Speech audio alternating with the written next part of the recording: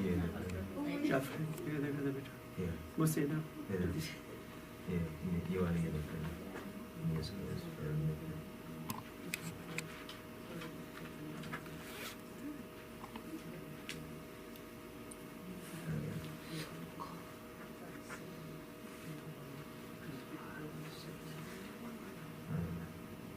السلام عليكم ورحمة الله.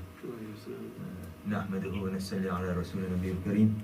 أعوذ بالله من الشيطان الرجيم. بسم الله الرحمن الرحيم. الحمد لله رب العالمين. الصلاة والسلام عليك يا سيد المرسلين، يا خاتم النبيين، يا شفيع المذنبين، يا أنيس الغريبين، يا رحمة للعالمين صلى الله عليه وسلم.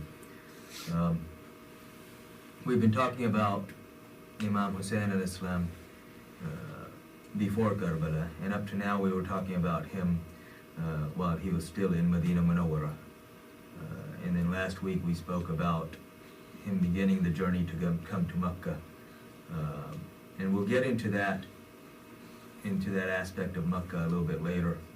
I want to go over some very basic things, but before I go over anything, any questions from the last few times?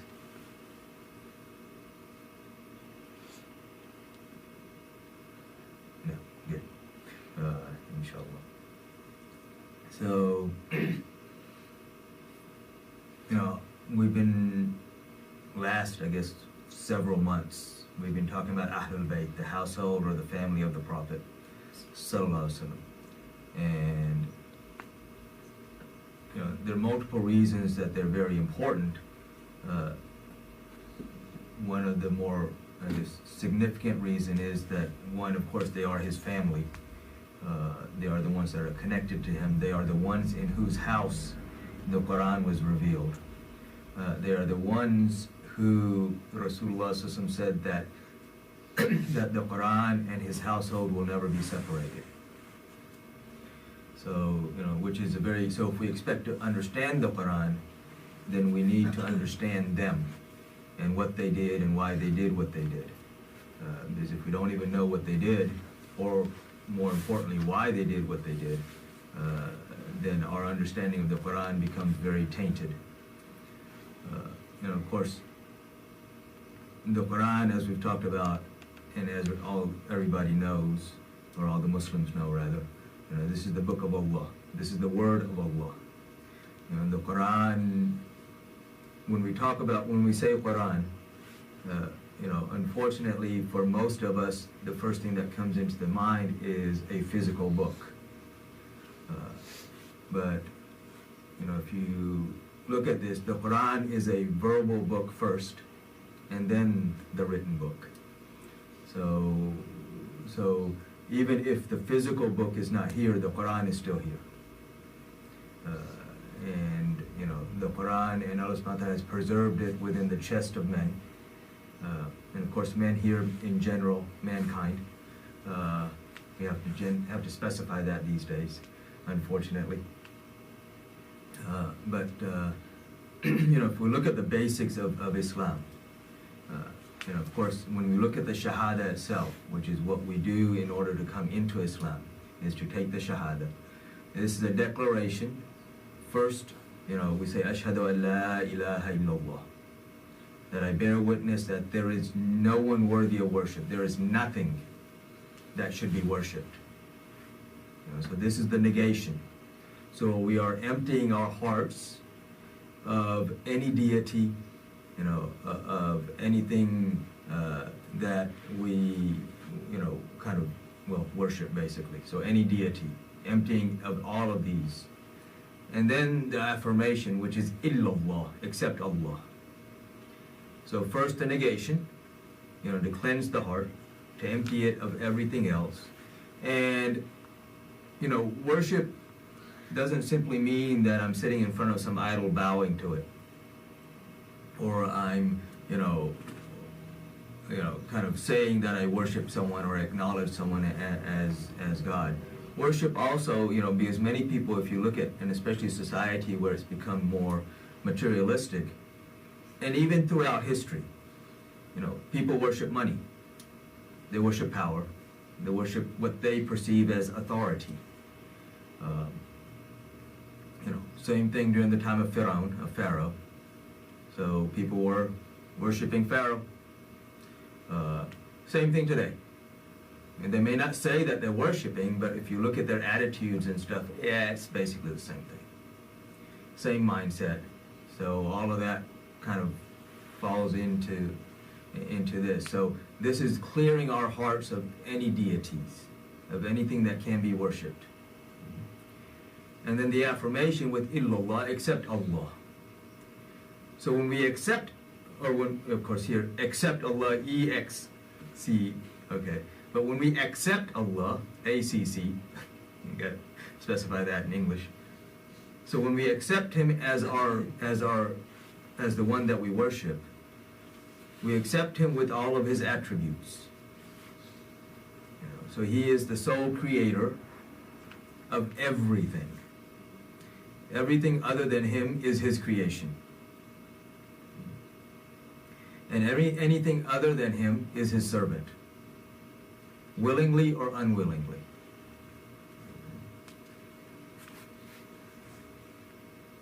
He is, you know, when we look at His attributes that we know, and we know Him through who? We know Him through the second part of the Shahada, which we'll get to in a second, but we know Him through Muhammadur Rasulullah, the messenger of Allah.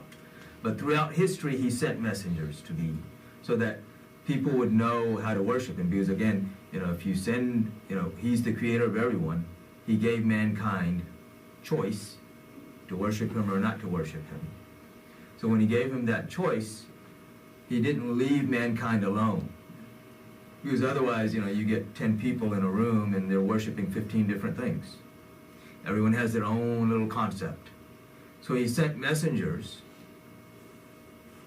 who would teach the people how to worship Him. Everything around us, all of creation, is His sign. So when we look at His signs, you know, we know that there is someone behind that. You know, you look at the universe, the order of the universe. You know, tonight there's going to be an eclipse, which is also, you know, lunar eclipse, which is also amongst His signs. Everything is His sign. You know, you look at the order of the universe. You know, it didn't just come like this. You know, if you look at natural law, because those who deny Him, you know, they talk about, you know, the laws of physics, the natural law. Well, the natural law is that everything moves towards chaos. That is the natural law. Unless there's another force that puts it back into order. So if you follow that natural law, then nothing should have come into existence to begin with. I mean, it's that simple. So just the fact that we are here is, again, a sign of Him, of His existence. But exactly who He is and how do we worship Him, again, that's why He sent the prophets, that's why He sent the messengers. And the last of them, of course, being Prophet Muhammad, who came with the final message. All the other messengers came with messages, they came with the word of Allah, but over time those words were changed. I mean, you know, simple example of that is the Bible itself. You know, if you look at the Bible, Jesus, peace be upon Him's language was Aramaic. If you look at the first, in the New Testament, Matthew, Mark, and John, these were written in ancient Hebrew, so not even the same language. Luke was written in ancient Greek, again, not even the same language. So you have a change. And just like any language, if you translate one from one language to another language, it's not really the same. Connotations change, you know, and through history, or through time rather, meanings of words change. There are words today that if I use them in English, they don't mean the same thing that they meant 50 years ago. And if I use them, then people react very differently. So you have these older books that Allah subhanahu wa ta'ala allowed to be changed. He didn't preserve them because the final message was to come. And this is the message that He preserved in its original form, in the Arabic, without any change. So that, you know, if I'm reading a translation, I have to acknowledge, yeah, this is a translation. So yeah, maybe it has aspects of the translator's thoughts in it. But I always have the original to go back on.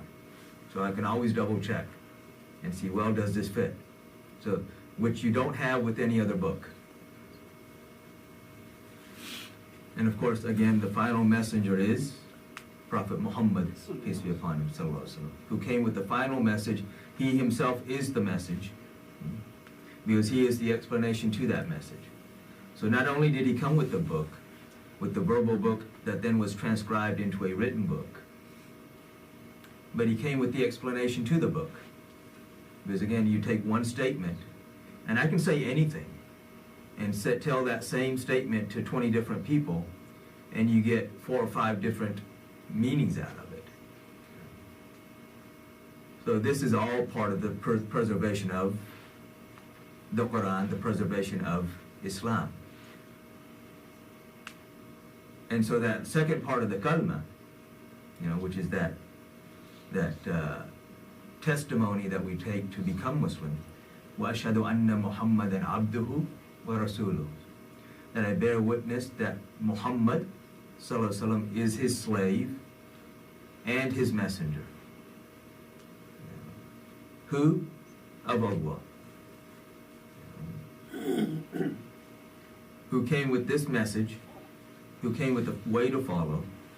And so this gets back to why it's so important to understand Ahlul Bayt, because again, Rasulullah certified them as the ones who will be, or the household, his household, as the one who will always be with the Quran.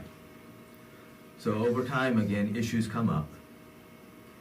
And we see that there are always people who are from that lineage, who are connected to that lineage, and that they honor that lineage and they follow that lineage.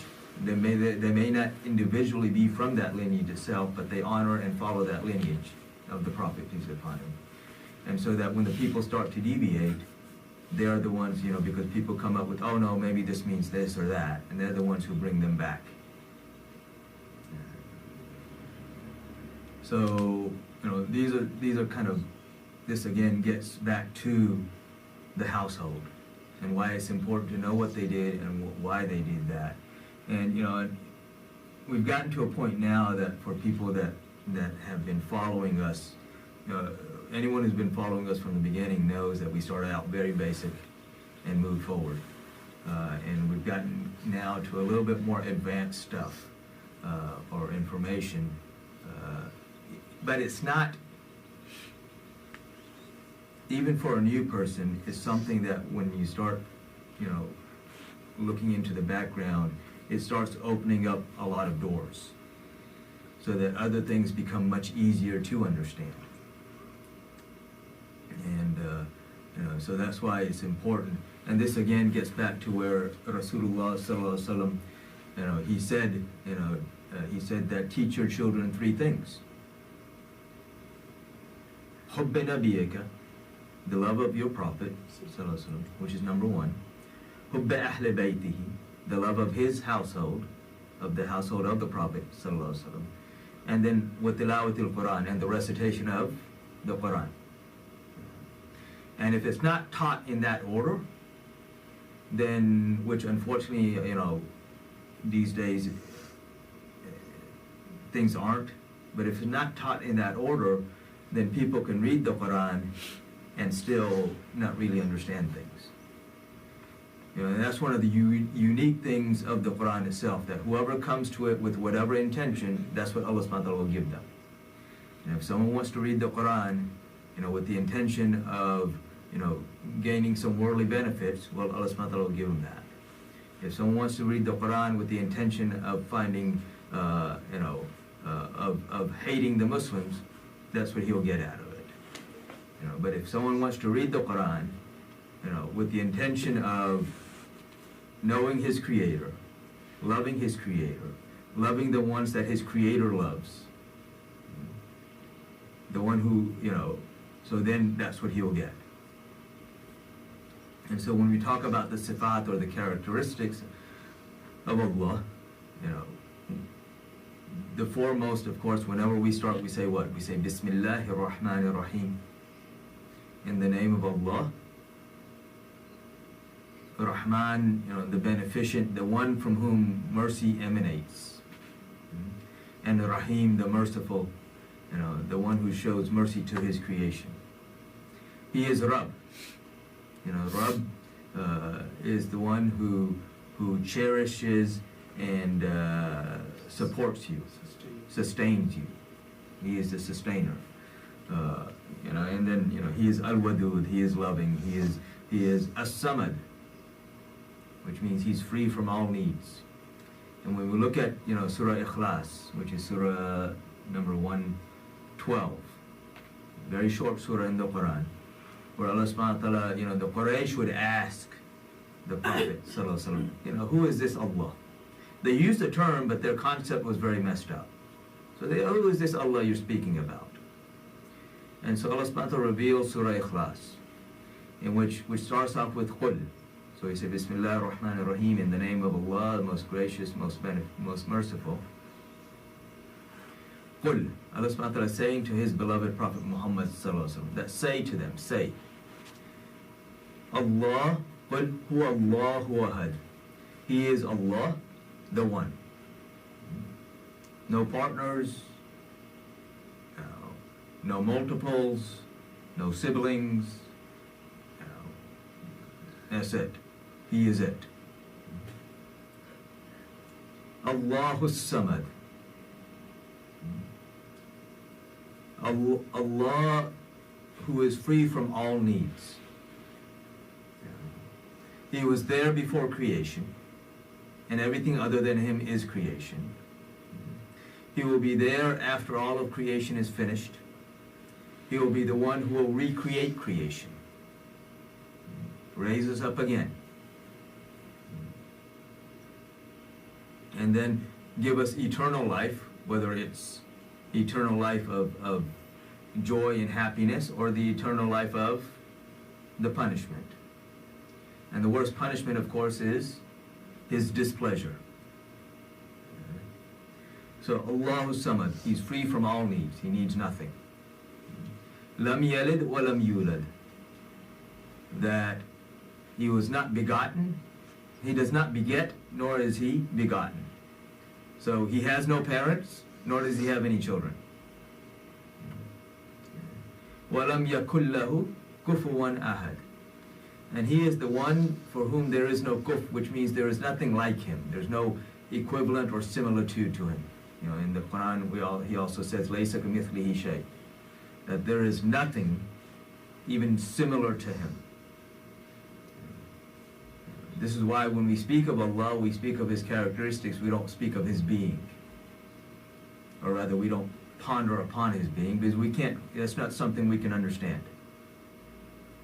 We can try to get an understanding of his characteristics, but not of his being.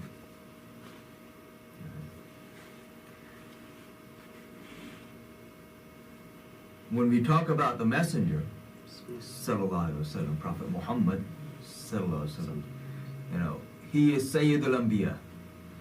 He is the master and the leader of all of the prophets. He is also unique. He is creation, but amongst the creation he is unique. He is not like the rest of creation. He is the one who Allah subhanahu wa ta'ala created and said, this is my beloved. Which, unfortunately these days, because the term of love gets thrown around so loosely. It's like friend.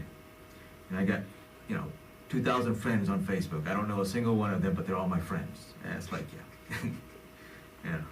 So even worse than that is the way we throw around love these days. Love really is something deep. And Allah subhanahu wa ta'ala says that when he creates Rasulullah, he says, this is my beloved, this is Habibullah. This is not a title that was given to anyone else. He loves, the rest of his creation. But all of that love for him is secondary to the love of his beloved Prophet Muhammad sallallahu alaihi wasallam. And if we expect to attain the benefits of the love of Allah, then we need to love His beloved Prophet Muhammad sallallahu alaihi wasallam.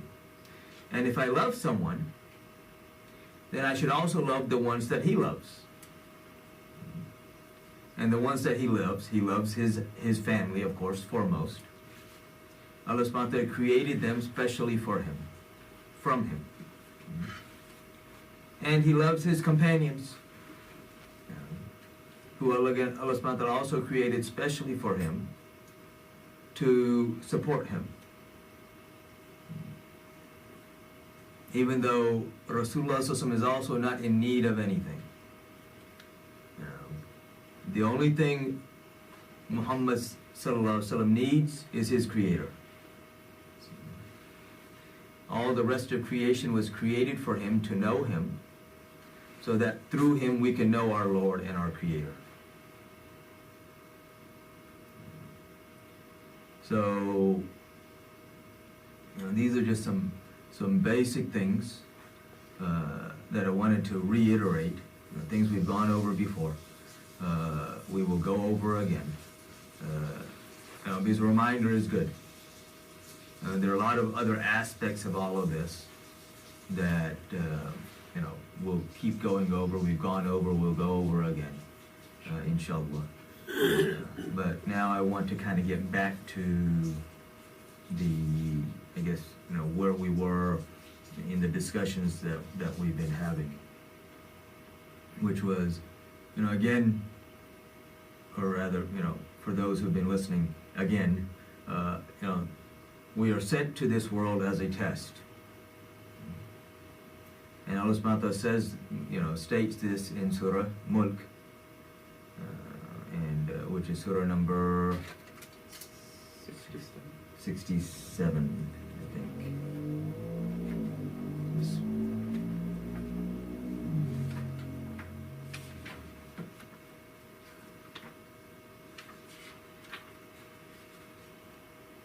Yes, 67. So, تبارك الذي أعوذ بالله من الشيطان الرجيم بسم الله الرحمن الرحيم تبارك الذي بيده الملك وهو على كل شيء قدير. Blessed be he in whose hand is the dominion, and he over all things has power. So, تبارك الذي بيده الملك. And here Allah subhanahu wa ta'ala is using the term hand metaphorically. Because we cannot, Allah subhanahu wa ta'ala is the creator of physical form.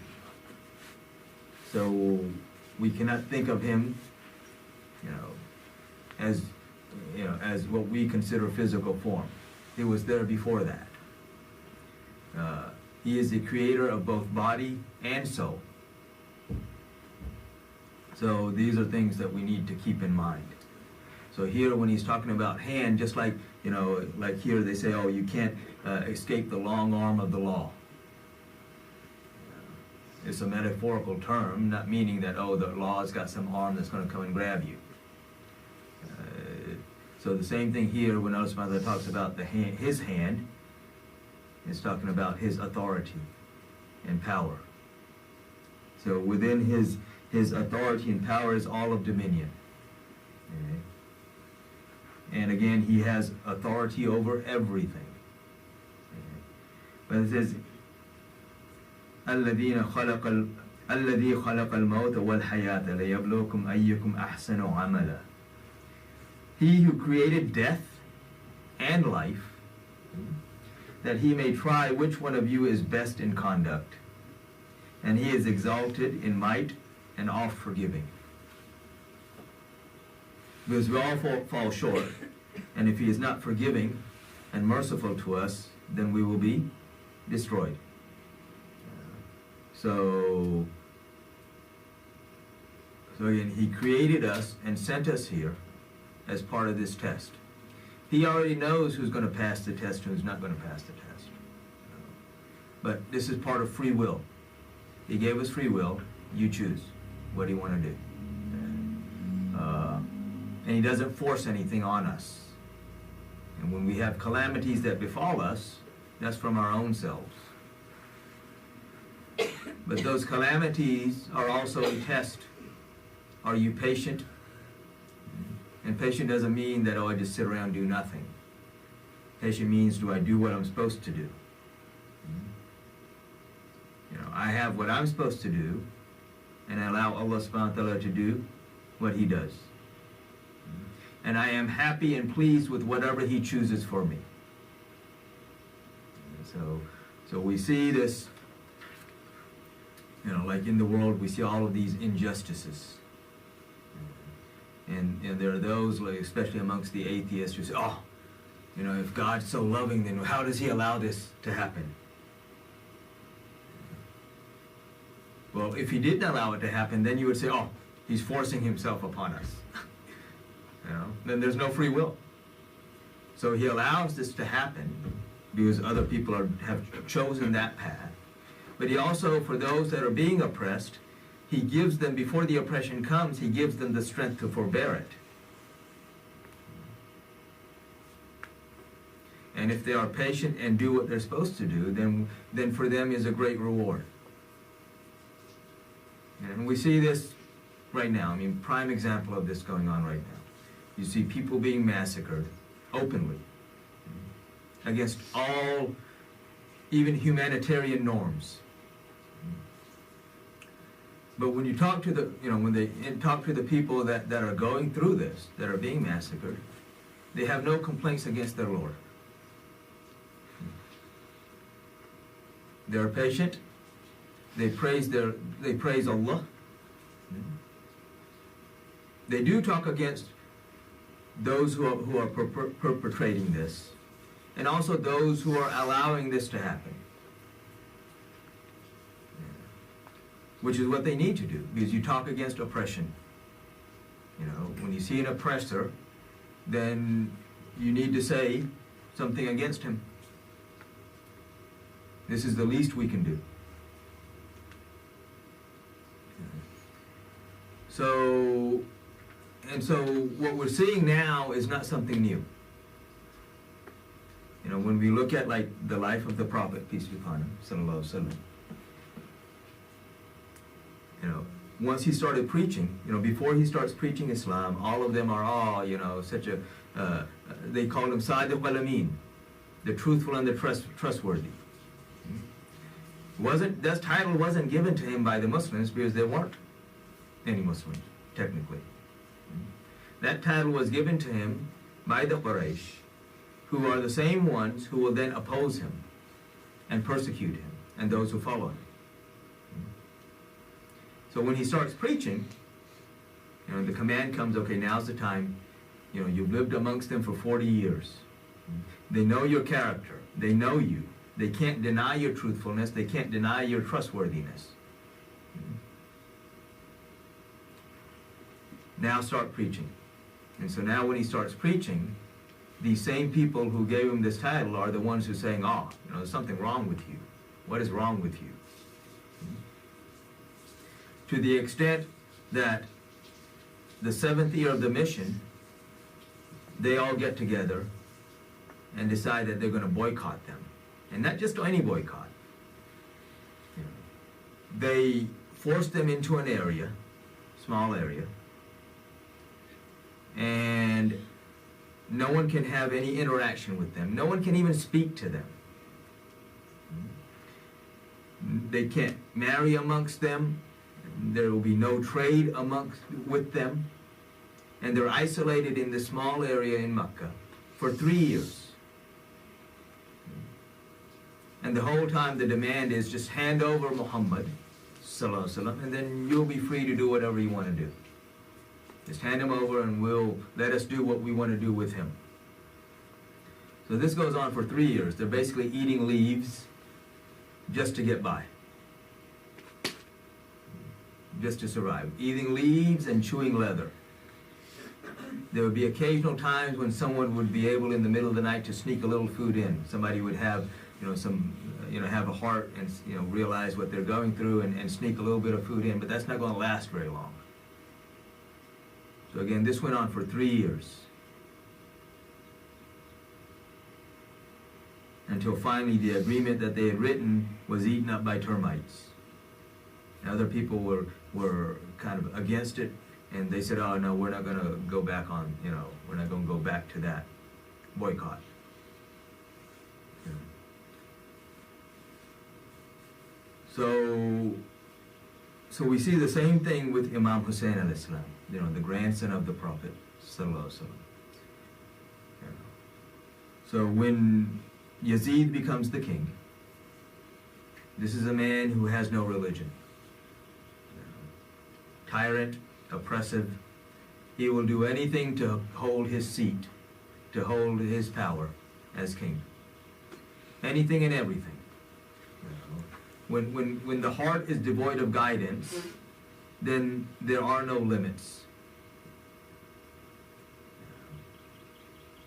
And that's just the nature of things.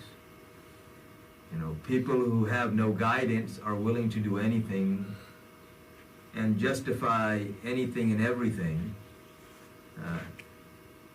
in whatever way they want to. And those people that aspire to be in that position have no problems going along with it. And again, we see the analogy, even what's going on today.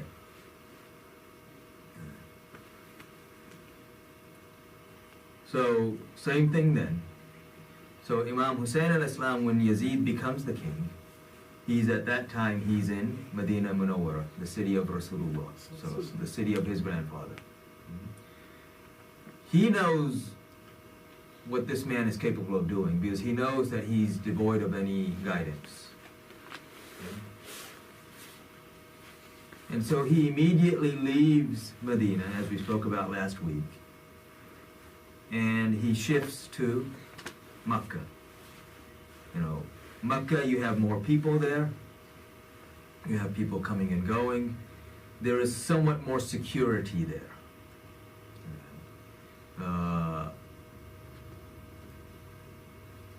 Because he knows if he stayed in Medina, they're going to try to force him to take allegiance with Yazid, and when he would refuse, they would attack the city. So he leaves, and he didn't want that in the city of the Prophet, peace be upon him. So he leaves, he comes to Makkah, and while he's in Makkah, so he's, as we mentioned last week, he's going to be in Makkah for 4 months. So he leaves at the end of Rajab, so Shaban, Ramadan, Shawwal, Dhul Qa'dah. And then he will leave Makkah at the beginning on the 8th of Zil Hajj. So for 4 months he's in Makkah. He will be in Makkah. He leaves Medina with most of his family. Some of them were ill and couldn't travel. Some of them had other responsibilities and could not travel. But he also understood that he was the direct target of the king. So all these other people, so long as they weren't in his presence, they really didn't care about them. So he's the target, and so he shifts to Makkah. When he arrives in Makkah, of course, the people of Makkah welcome him with open arms. They're glad to see him. This again is the grandson of Rasulullah sallallahu alaihi wasallam. He is the only living grandson of Rasulullah sallallahu alaihi wasallam because his brother had been martyred, almost 10 years earlier. And so they're very happy to see him. And they also understand, the love that Rasulullah sallallahu alaihi wasallam had for him and his connection with his grandfather. But, of course, this is a time of turmoil then, because now you have this tyrant king who's forcing people to take allegiance with him, who's forcing people into things that they don't want to do, forcing people into things that are un-Islamic.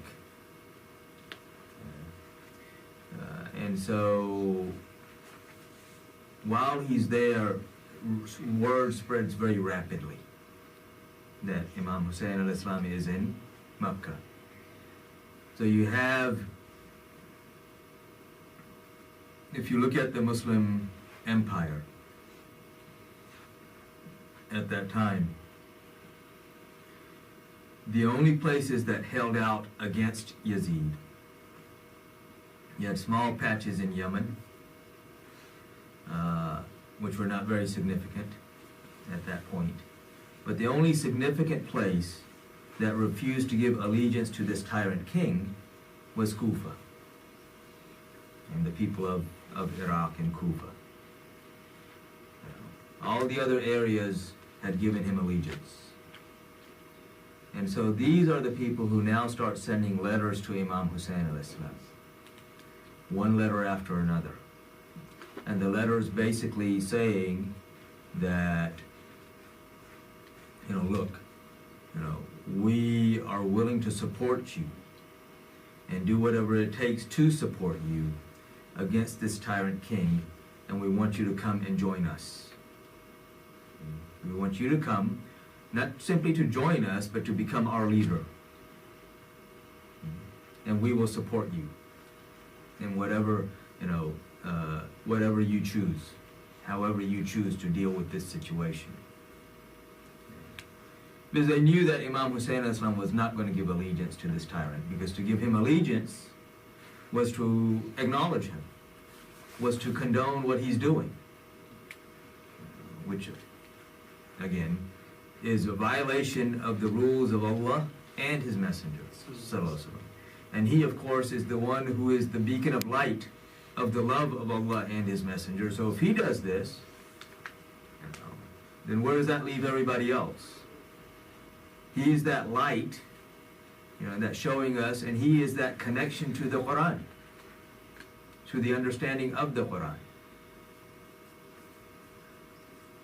And as I mentioned last week, there were others, companions of the Prophet ﷺ, who were also sons of other companions, who also opposed Yazid. They also came to Makkah. Abdullah ibn Zubair, Abdullah ibn Umar, and Abdullah ibn Abbas, radiallahu anhu. So these three are also in Makkah. And so now when the letters start coming, you get one letter, and then you get another letter, and then another letter, and another letter, and another letter, until literally you have hundreds of letters from the people of Kufa. And, initially when they didn't get a positive response from him, then the letters also become somewhat more aggressive. And what I mean by that is, initially they're simply saying, please come and, come to us and we will support you in all of these things. And now they're saying that, look, if you don't come and we are forced to take allegiance with Yazid, then on the day of judgment we will say that we asked, the grandson of the Prophet ﷺ to come and support us, and he did not. And that's why we had to give this allegiance to this tyrant king. And so some of these letters are also written by some very decent people. Amongst them is Sulaiman bin Sarad, who is also a companion of Rasulullah sallallahu alaihi wasallam, who at this point is in his 90s. So you had some very decent people also writing these letters, and then you have other just general people writing letters. Historically, there is a difference of opinion as to how many letters came, but if you look at the historical reports, more than likely, like I said, several hundred. Because some people talk about thousands, and others just talk about, scores, 60, 80, whatever.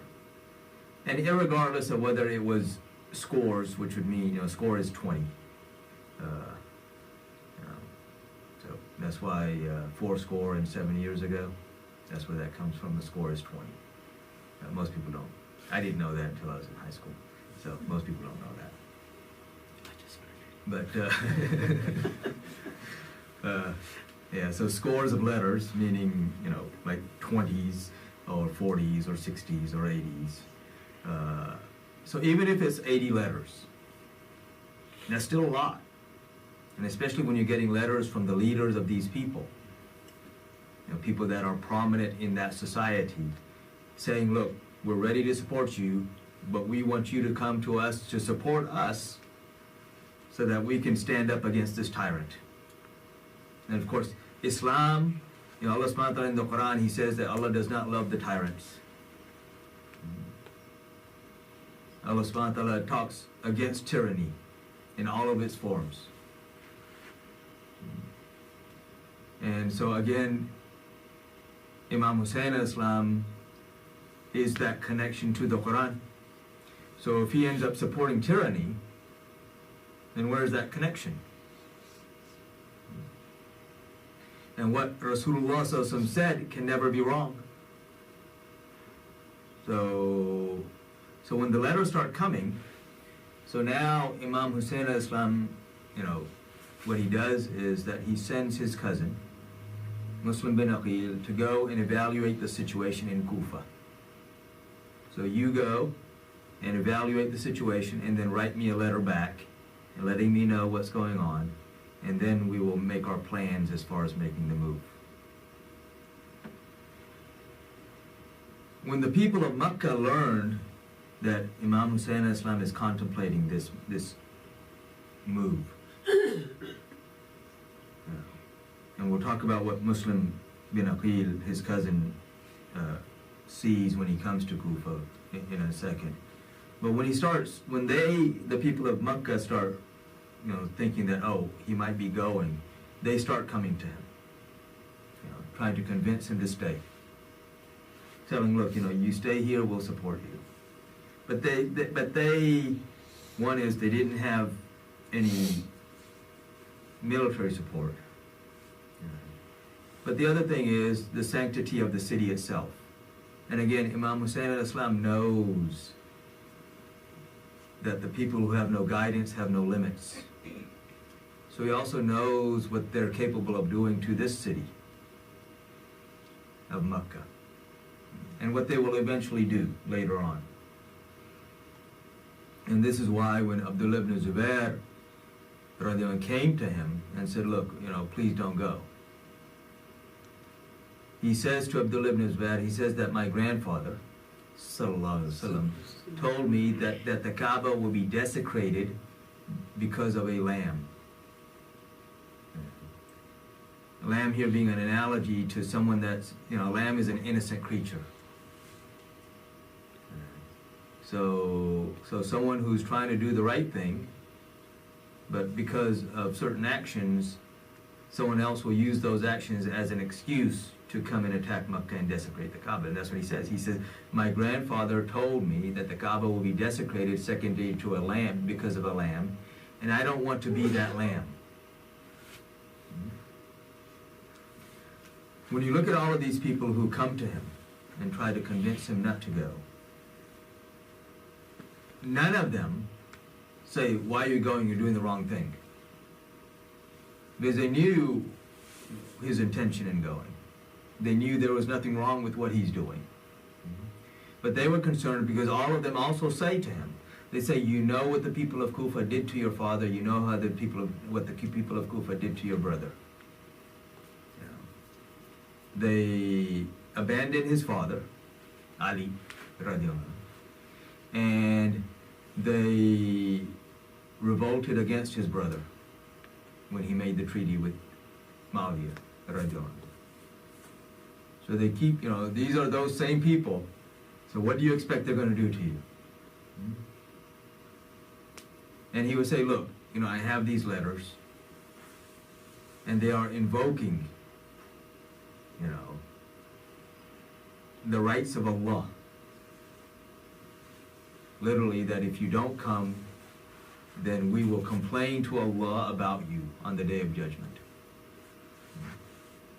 That we asked him to come and support us against this tyrant, and he did not. So he says, what can I do? This is the path that has been chosen for me. This is what I must do.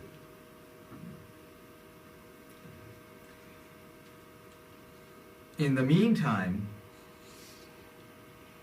when Muslim bin Aqil arrives in Kufa,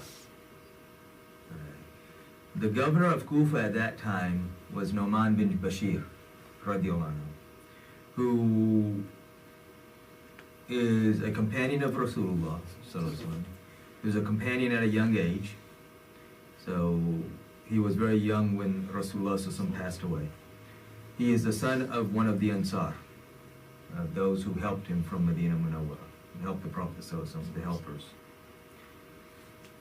So he at that time is the governor of Kufa. He was appointed by Muawiyah as the governor of Kufa. When Yazid becomes the king, he doesn't change him out at this point. Yazid, of course, like kings do, they have their spies.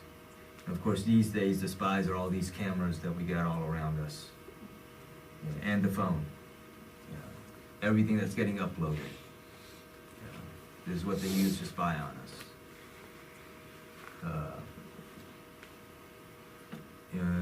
They literally say, "Oh, we don't need field officers anymore. We got our electronic officers. People are being spied upon willingly now." So he had his spies, and of course he's getting word as to what's going on. And and these spies, when they infiltrate very, very deep. I mean, they really are great actors and pretend like, oh, we're with you. So they're deep into everything that's going on. So when Muslim bin Aqil arrives in Kufa, Nu'man bin Bashir, he says to Muslim bin Aqil, the cousin of Imam Husain, he says, look, I don't want any trouble. I'm not going to oppose you. I don't, and I'm not going to tell you what to do or what not to do, but I don't want any trouble. And certain people, they have that I guess the character of, they just kind of avoid situations. And so, which is a good character until the situation comes on your doorstep. And then you're stuck. So Muslim bin Aqil is free to roam the city. When the people know who he is and who sent him, they all welcome him. You have people coming to him, all day, every day while he's there, giving allegiance. Saying that we are with Imam Husain al-Islam and we will support him when he comes and do whatever he asks us to do. We give our unyielding support. In the meantime, Yazid, of course, with the spies, knows what's going on. So now he sends a letter to his man, who is the governor of Basra, Ubaydullah ibn Ziyad. So Ubaydullah is a ruthless governor, very effective administrator in the sense, when I say effective here, he has ways of convincing people to do what he wants them to do. Yeah. One of those.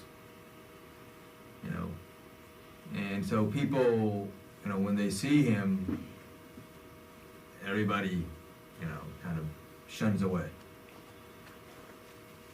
He has that demeanor, he has that reputation. And again, when the hearts are devoid of guidance, then people are willing to do anything to hold on to, the sense of having some authority or power. In reality, all power is with Allah. He is always in control. He simply, kind of gives some people slack sometimes. That's why it's important when we read the Quran to understand these and look at these things from the perspective of today. The stories of Pharaoh aren't simply stories of the past. Pharaoh. Yeah. So Pharaoh, Allah subhanahu wa ta'ala, Allah did not even give him a headache. Longest lasting Pharaoh, even historically. He never even got a headache. But Allah gave him slack. Okay, you don't want to claim to be God, fine. But in the end, where are you going? So, same thing with these people. Same thing today. All these tyrants who are oppressing, the masses. I mean, you look at today, you look at, literally enslavement of the masses. And the problem is the masses don't even realize that we are enslaved in that sense. Whether it's enslavement of the mind or you're working for the man. Because, they get you one way or the other. So, the same thing again back then. So, Ibn Ziyad is given the orders that, go and take care of the situation in Kufa and stop Imam Husain al-Islam at all cost, whatever it takes. No limits. But, fix this situation for me. So,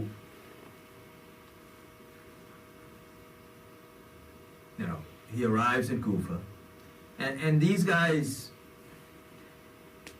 like there's such thing as known as public service. Today, all these politicians claim to be public servants, but it's all self-service. I don't care about the common man. Again, this is a prime example. More than 65% of the people in the U.S., irregardless of whether they claim to be Democrat or Republican, are against what is going on, the massacre and everything that's going on right now. And yet, the politicians vote overwhelmingly, a few hundred to 2 or 3 on the other side, to support, the massacre that's going on. So, because why? Because they're gaining from it. They're becoming richer and richer. So Ibn Ziyad, he doesn't come over to Kufa, he comes over to Kufa, because of his good heart. Of course, he didn't have a good heart. He comes over because he's also promised that if you go take care of this for me, then I will make you the governor of Kufa and Basra. You'll be the governor of 2 places. And the reason that's significant is because these guys were also in charge of collecting zakat and taxes. And they took their portion. People don't realize that.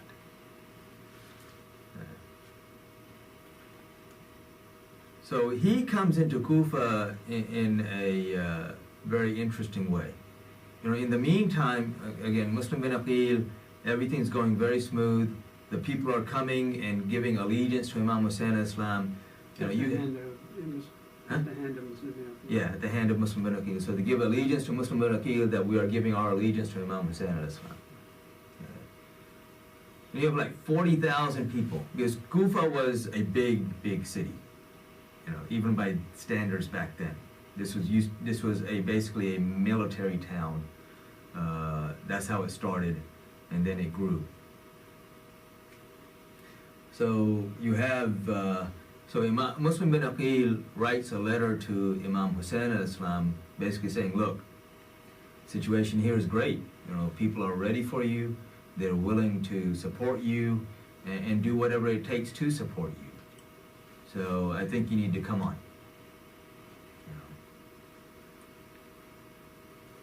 So while Imam Husain al-Islam in Makkah is getting ready and making preparations for the journey,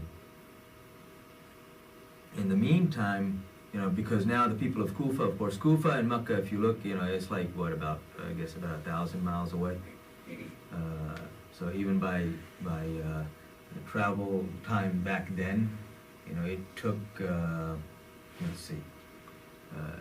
it would take about 3 weeks 3+ weeks to make that journey between Makkah and Kufa, normally.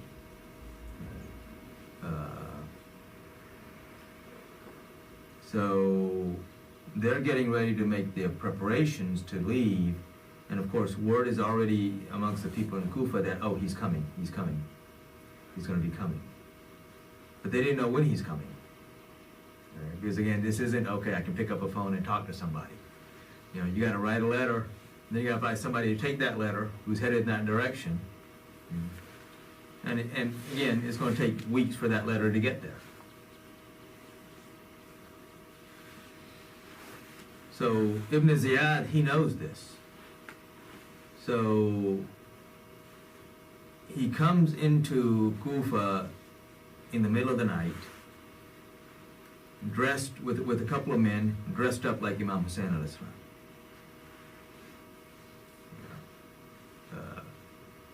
You know, the devil teaches these people very well. You know, they're very conniving and scheming. Again, same thing today. So he arrives in the middle of the night. He comes and he knocks on the door of the governor, Nu'man bin Bashir. And when Nu'man bin Bashir hears the knock, he thinks that Imam Husain al-Islam has arrived.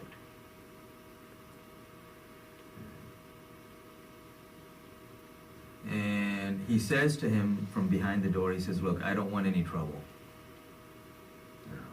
You are the grandson of the Messenger of Allah sallallahu alaihi wasallam, of the Messenger of God, and I don't want to do anything against you, but I don't want any trouble.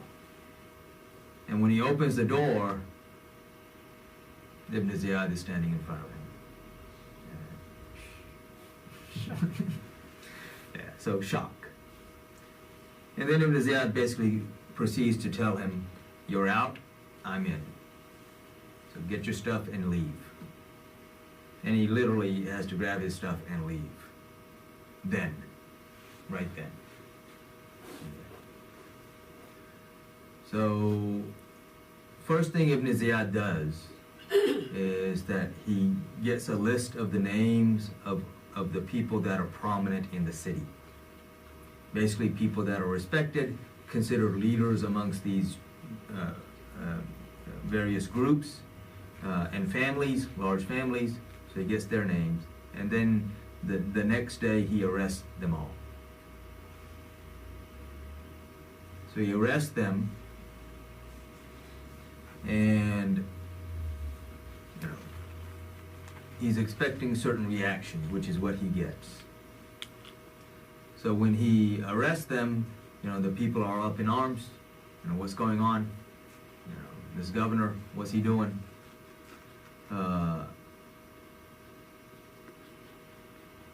So, they all come to Muslim bin Aqil, what do we do? How do we deal with this? So he says, look, we're many, they're just a few, we'll go and deal with this. So they march to the governor's house, and basically, I guess the capital house. And so Muslim bin Aqil is in front, all of them are behind, and when they come to the house, and from there they're demanding that their people be freed. So Ibn Ziyad comes out with some of the captives, arrested folks, and he makes, and he basically looks at them and he says, look, I know what you've been up to. It's no secret. We have our men, and we know exactly what you've been doing and what you've been planning. And I want you to hand over Muslim bin Aqil, the cousin of Imam Husain al-Islam, and otherwise I will execute all of these men.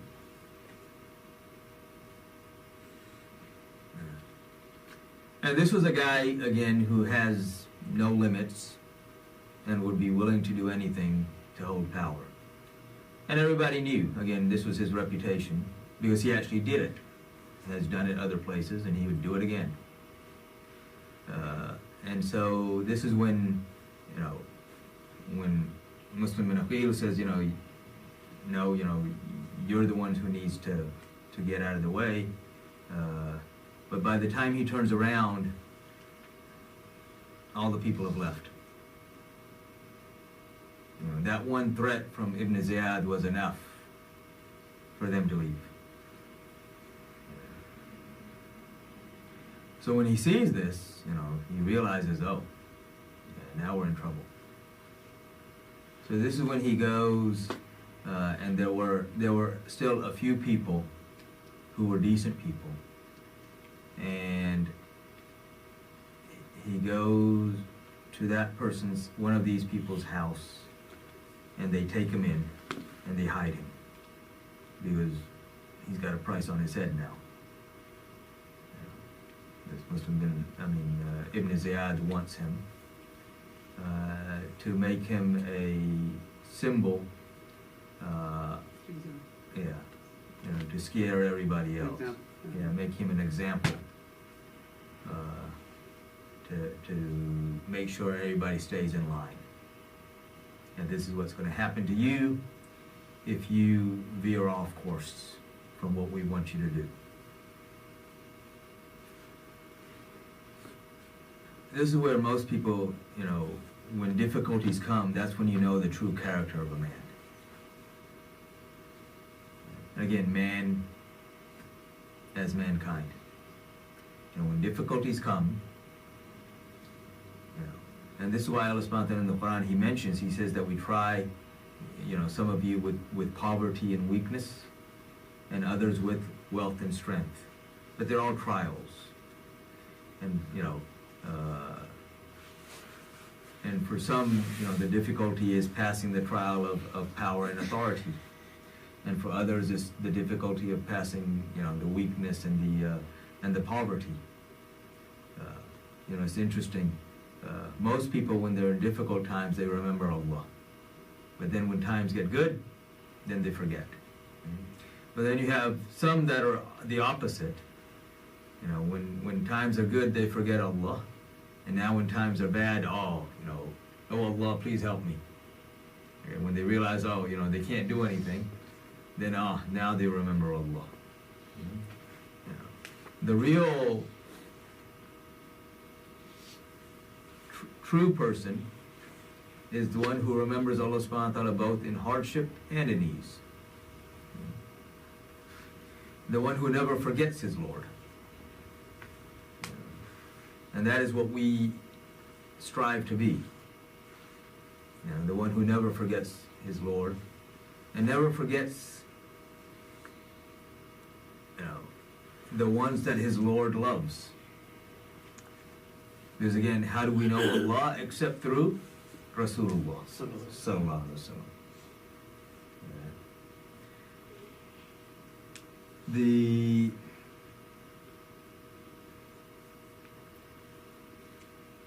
I'm going to give an outline today and fill in some of the details next week, inshallah. And the reason I'm going to do that, and we've talked about this before, is if I give a lot of details right now, for people who haven't heard this before, you don't really remember much. If you look at how we remember things, it's much easier to remember things if we keep adding on a little bit at a time, instead of trying to remember a whole thing all at once. So this is why, even like when I was in high school, I couldn't understand, they'd make us do all these outlines. You got this report to do, and you got, they want an outline first. Okay, how's your report gonna, it's like, what a waste of time, But then, later on I started realizing, that's how the memory works better. That's how you remember things, you get an outline in your head, and then you can start filling in the details in between. Alright? So, and that outline also, because when you have an outline, there are other things that are left unsaid. So now you start contemplating and think, okay, what goes here? So you're forced to think about what you know. So I'm going to give that outline for several things. And then, as I said, we'll start filling in some of those gaps next week, inshallah. So, as I said, Muslim bin Aqil goes and hides in this person's house. And that person is older, getting sick. Ibn Ziyad has his spies out, because there's a price on the head. Money talks, unfortunately. And as we said early on, most people worship money. When you come down to it. And that's also, you look at the dollar bill, what does it say? In God we trust. Not because, what should be understood from that for a true believer is that this money has no value, it has no strength, but the strength is with Allah. But most people, when they're looking at that, this is the strength. This is what has value, because that's their God. So now you have people running around trying to figure out, okay, where is he?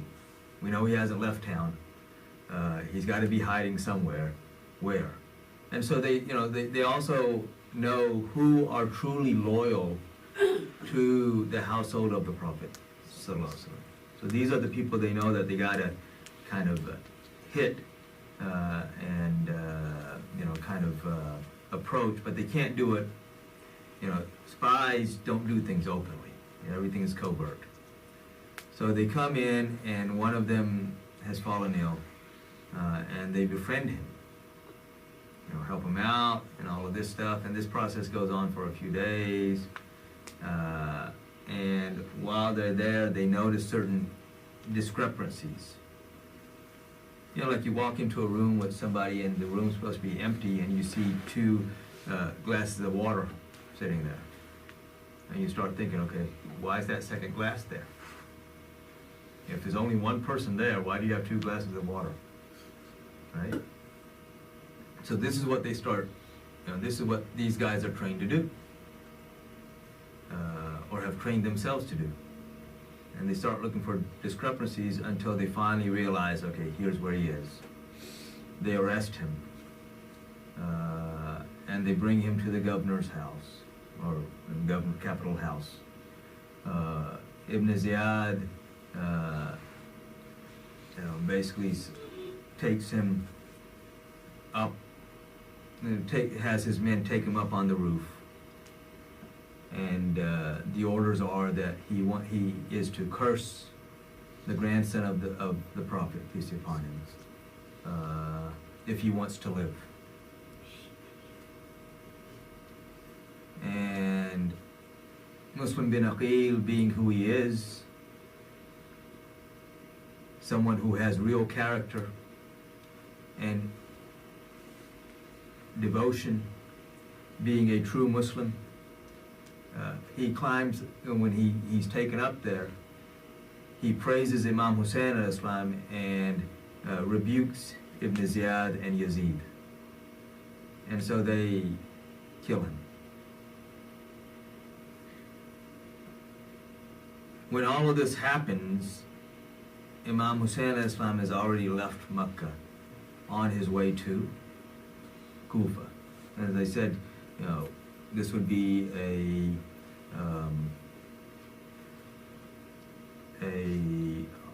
actually 3.5 week journey for them. And when they, so news reaches them, and there's discussion. There's news reaches them of the murder of Muslim bin Aqil on the way, and they discuss, what do we do? But the decision is made to move forward. And so they move forward. And eventually Yazid will be sending his forces through Ibn Ziyad, because Ibn Ziyad is the one who's basically the manager of this affair. Yazid is in the background. Typical politician, plausible deniability. Oh, I didn't know anything. Even though he's the one who's really calling the shots. I'm going to end here today. I'm going to end a little early today, inshallah. Well, I usually say that, and then we get into questions and stuff, and we kind of go over. So I will end here today, but are there any questions? Any general questions?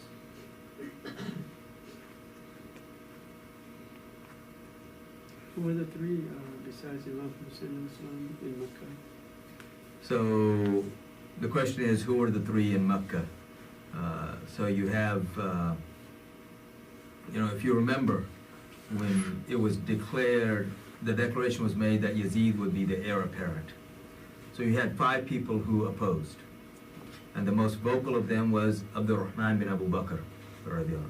So he was killed before Yazid becomes the king. Okay, so that's why he's not mentioned later on. But you had 3 others, along with Imam Husain al-Islam.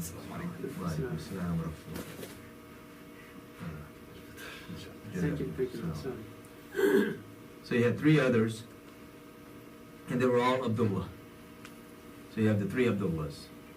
Abdullah ibn Umar, Abdullah ibn Abbas, and Abdullah ibn Zubair, radiallahu anhu.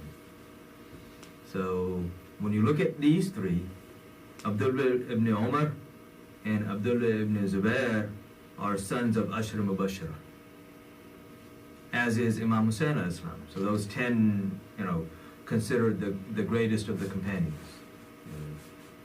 Abdullah ibn Abbas is the cousin of Rasulullah sallallahu alaihi wasallam, the son of the uncle of Rasulullah sallallahu alaihi wasallam, Abbas. He is also Tarjuman al-Quran, the one whom Rasulullah sallallahu alaihi wasallam gave the title of basically the translation of the Quran. Imam Husain al-Islam, of course, is the grandson of Rasulullah sallallahu alaihi wasallam. He is the son of Ali, who is also Ashra Mubashara, and the son of the daughter of Rasulullah sallallahu alaihi wasallam, Fatima sallallahu alaihi wasallam, who is the leader of the women of Jannah. He himself, Imam Husain al-Islam, is the leader of the youth of Jannah, of paradise. So all of these people are not insignificant in any way. They are significant in many, many, many, many ways. In uncountable ways, they are significant. And these are the ones who said, no, we don't accept this. So, because there are those people who try to assert that, see, Yazid was appointed by Muawiyah, who was a companion of Rasulullah. So that gave him some type of legitimacy. But the ones who opposed him, all of them are companions of Rasulullah themselves. They are the sons of companions of Rasulullah. And in fact, some of them are the grandsons of the companions of Rasulullah,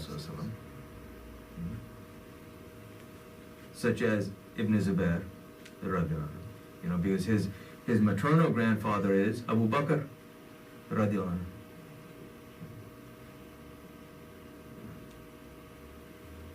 So I have a question as to how many people were boycotted for the 3 years. So this is what we were talking about early on. So if you look at that, if you look at Quraysh society, it was tribal society. And you had certain clans within the tribe. Within the tribe of Quraysh, you have various clans. Rasulullah sallallahu alaihi wasallam, he belonged to the clan of Banu Hashim. Okay. There was and at that time, and this kind of makes it easier, if you can understand this, it'll be easier to understand. At that time, you had 2 major clans within Quraysh. You had Banu Hashim, and you had Banu Umayyah. And then you had other smaller clans, some that were still decent size, that would be associated, they were either affiliated with Banu Hashim or Banu Umayyah. And this is how you had, the society was divided. So these major clans, Banu Hashim and Banu Umayyah, were always competing with each other as to, taking care of, the people that coming for the pilgrimage, competing in doing good for the people that come to Makkah and treating them well and all of these things. So there were 4 or 3 clans, major clans, that were associated with Banu Hashim. And one of the other major ones was Banu Muttalib, which was a cousin clan. So I'm going to throw out some names, if I can draw it out, but maybe I'll draw it out later. So you have, the grandfather of Rasulullah Sallallahu Alaihi Wasallam. His father, or the grandfather of Prophet Sallallahu Alaihi Wasallam, is Hazrat Abdul Muttalib. Okay. So his father is Hashim. So all of the descendants of Hashim are Banu Hashim. Okay. The brother of Hashim is Muttalib. This is why Hazrat Abdul Muttalib was given that name, Abdul Muttalib, because he served his uncle so well that people started calling him the slave of Muttalib. Because he served his uncle, better than even a son would serve his father. So these 2 clans were always close. And then you had some other clans. So what the rest of Quraysh did, basically those that were associated with Banu Umayyah, they made this agreement, and they came to Banu Hashim. And important point to note here, to understand here, is not all of Banu Hashim or all of Banu Muttalib were Muslim. You had some of them Muslim, but you also had a large number of non-Muslims. Okay. But because of the tribal affiliation, even the non-Muslims amongst Banu Hashim were not willing to hand over the Prophet ﷺ, because that would be an insult to their clan, that you're too weak to defend your own man. So they came to some of the clans associated with Banu Hashim, and they said, look, here's what we're doing. Are you with them or are you with us? And they said, well, we're not with them because we don't want to be boycotted. The only 2 clans that were boycotted were Banu Hashim and Banu Muttalib. These are the ones that said, no, we're together, and we will not hand him over no matter what. And it doesn't matter. So even the non-Muslims amongst them were in agreement with this. Even though you still had, as I said, you had, Muslims at this time are still a significant minority in Quraysh. You had Muslims that belonged to other clans that were not boycotted, that were not amongst this boycott. These are the ones that would occasionally would at times be able to sneak food in. And then you had some others that were just out of human decency would sneak food in, that were not Muslim. As far as the exact number of those people, I don't know. But if you look at Quraysh society, then, we're probably talking a couple of hundred people that were boycotted by the remaining, 1,800, 16 to 1,800 people. So that was the question about how many people, and that's kind of what it was. Because if you look at even the large clans, like in the Aus, actually, you probably had closer to 4,000. So you're probably about 400 or 500 people that are boycotted. So double what I was thinking initially. Yeah.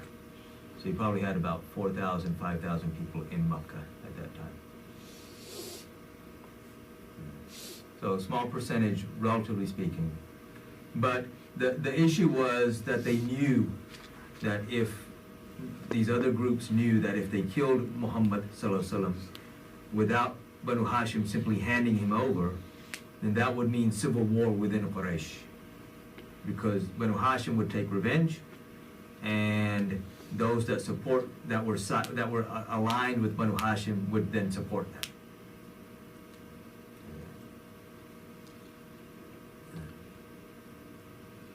So, any other questions?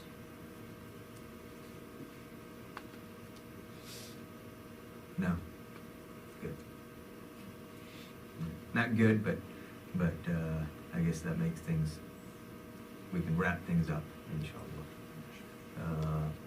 So I'll end here today, and know, sometimes people remember, oh, I should have asked this later. If you do, write it down.